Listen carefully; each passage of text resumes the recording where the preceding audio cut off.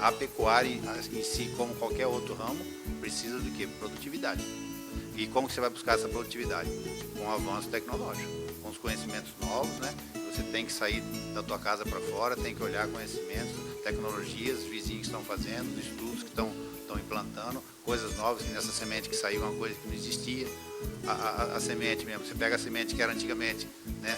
Semente tirada tudo de qualquer jeito, cheia de terra, tudo. Hoje não, hoje temos a semente, hoje é um nível tecnológico altíssimo. Aí cabe o que você fazer também o coerente. Não adianta você pegar uma semente dessa e jogar numa terra, né, mal preparada, mal corrigida, você está jogando seu dinheiro fora. Então você estrutura o seu solo, a correção, o preparo, né? O pecuarista hoje tem uma cultura um pouquinho errada, né? Vai jogar semente, gradeia de qualquer jeito e joga lá. Não, você faça um preparo bom, bem feito, faz a correção, aí comporta a semente boa. Aí você vai ter uma pastagem que vai ter uma durabilidade aí, bem manejado, 12, 15 anos. Né? À medida que você fizer uma coisa mal feita, esse período vai ser bem mais curto, o custo vai ser bem mais alto. Né? Se você fizer o preparo bem feito, você fez a correção, você plantou a semente boa, aí tem que ter o que? Manejo. Né? Então, manejo de pastagem é uma coisa muito importante e uma grande maioria dos pecuaristas não tem um manejo eficiente.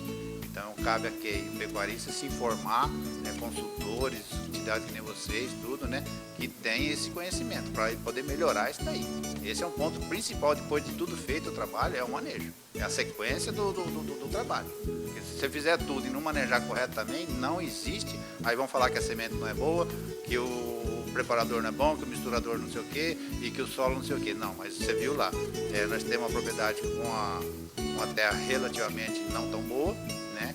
E a produtividade da pastagem está boa. Por quê? Porque fez o trabalho correto, o preparo correto, correção, plantio de semente boa e está tendo o manejo correto. Então é uma sequência de operação, então vai longe.